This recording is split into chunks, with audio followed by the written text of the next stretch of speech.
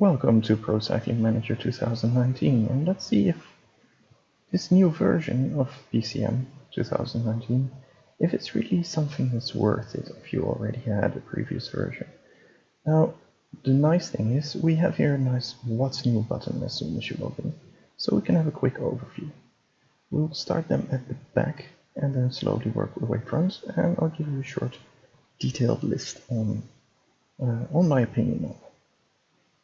So let's start with the other parts. We have the Pro Cyclist and career. The interface page has been updated. Well, in a short way, everything really does look nicer. It's just the looks. It doesn't really change your gameplay much, or at all, but it looks a lot nicer, and that is worth something too. Race routes have been updated with more routes, but also because of addition of new objects. This is something that the people that make the routes can use to actually make them look a lot nicer as well, which is a big bonus. I don't make any routes myself, so I can't really comment on the details of this, but this is really a benefit. Normally I would advise you to play with the WorldDB database. You can pick it up already as of release. It was ready just before the release. All the riders have more realistic skills. All the names are corrected. Teams are on the correct country and so on. All the small bugs have been removed already in the first day. So let's see on the career mode, what are the changes? So we have a nice highlights section at the end.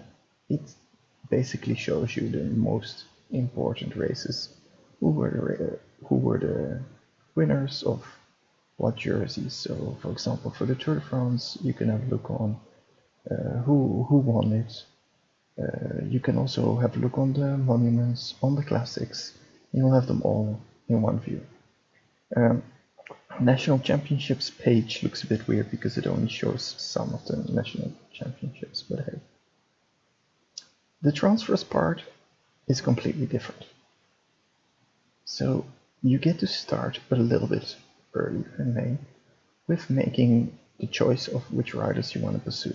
And it's not that you can go after every single rider anymore.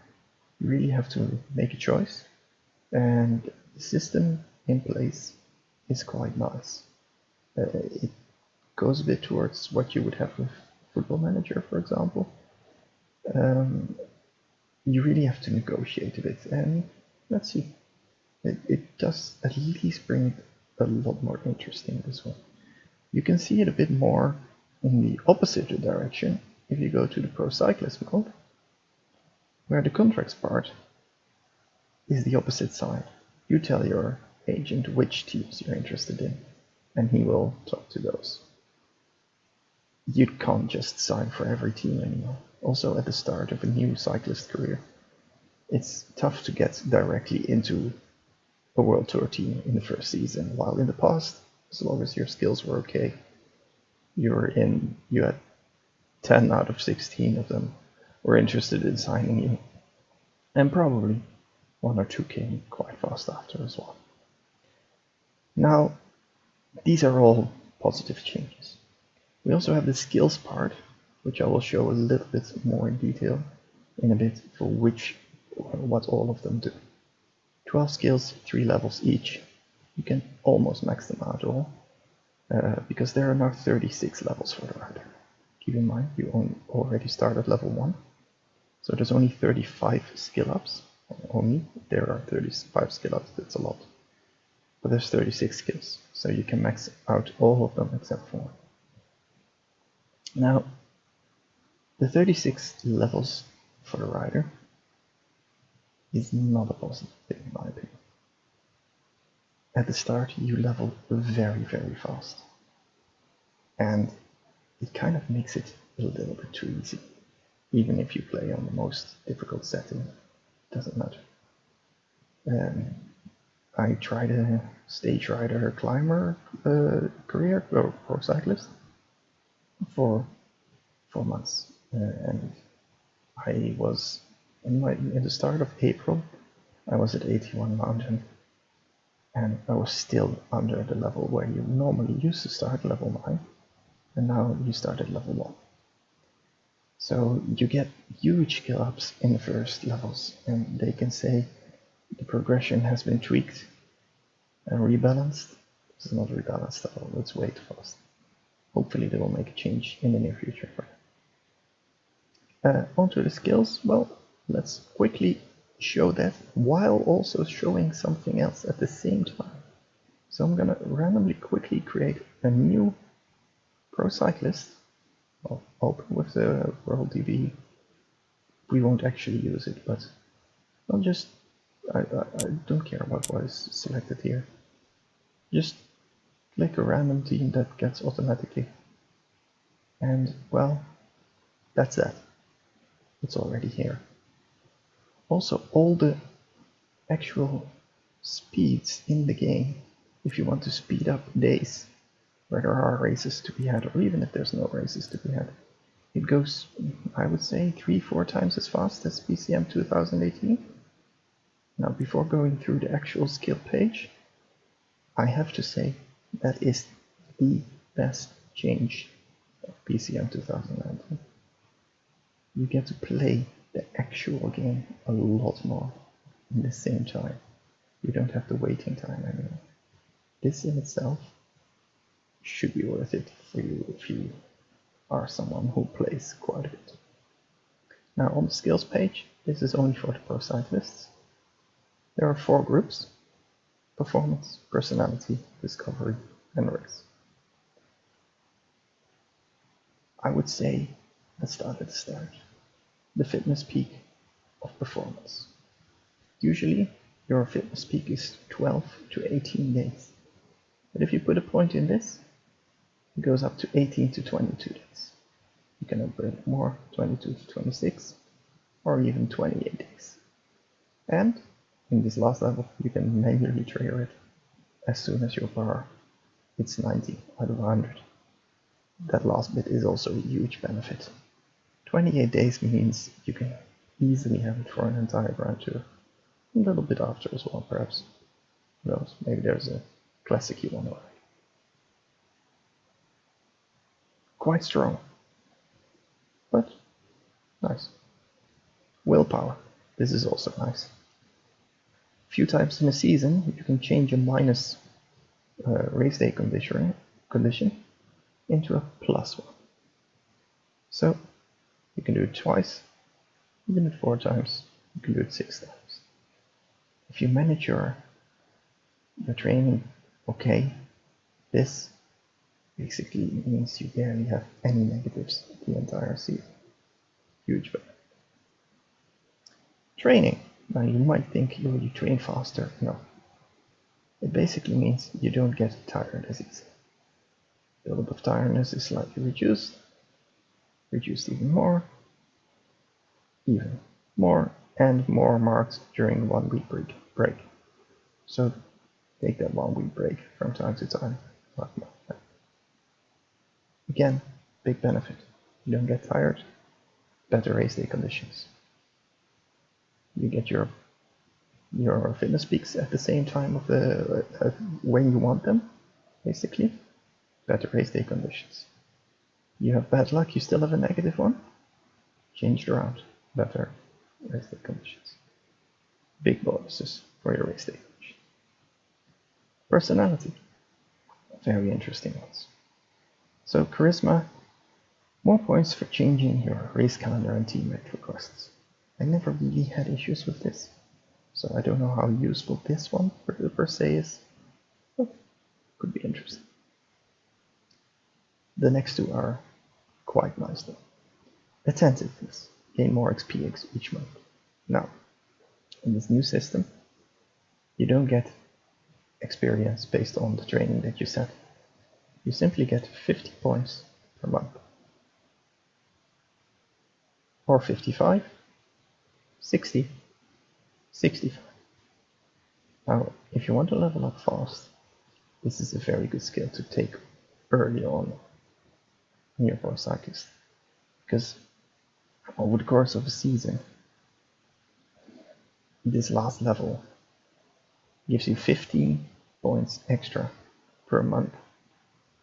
Now, making a very, very quick calculation, that's 180 experience points in a year as a bonus. That's quite a lot.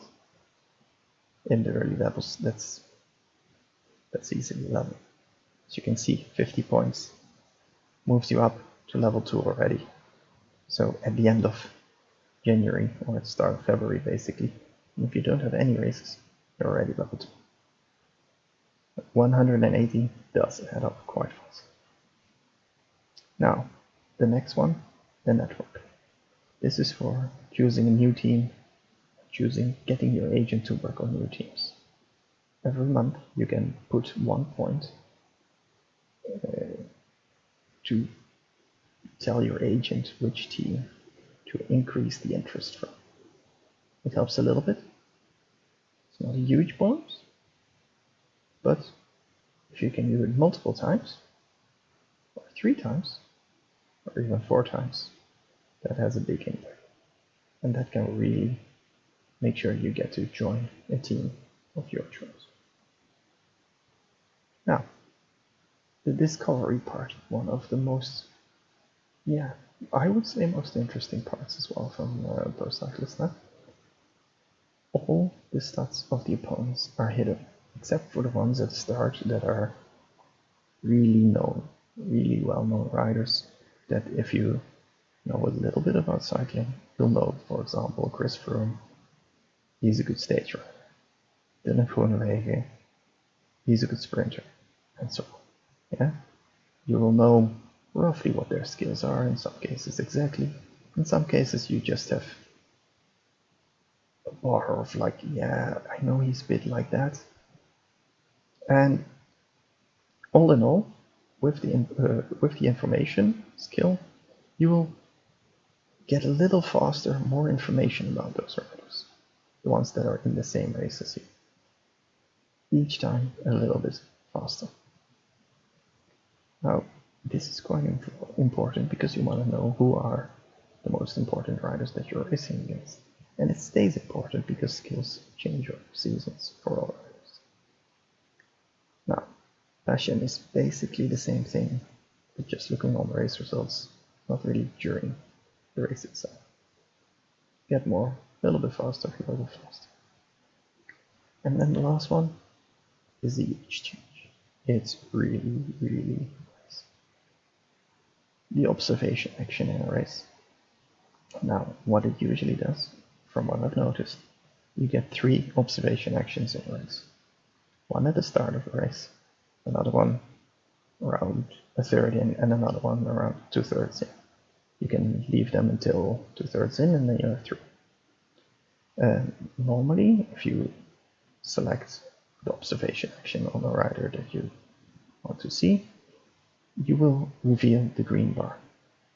If you use another one, you will also reveal their yellow and red bar. Now that is really important information, obviously. This will also enhance getting more information. My guess, I haven't tried this on level 3 or level 2 yet, is that you will reveal more bars at the same time, or you might get more observation actions during a race. I think you will simply get more revealed at the same time. So on this last level, you will already directly reveal all the bars at once. Green, yellow, and red on 3 riders every race. I mean, you only have a few main opponents. You will see how they're doing. You can play into that. Huge, huge bonus.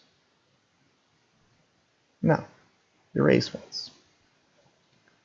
The first one I like a lot because it's completely different per level. Stand out thanks to your understanding of your bike and the way you handle it.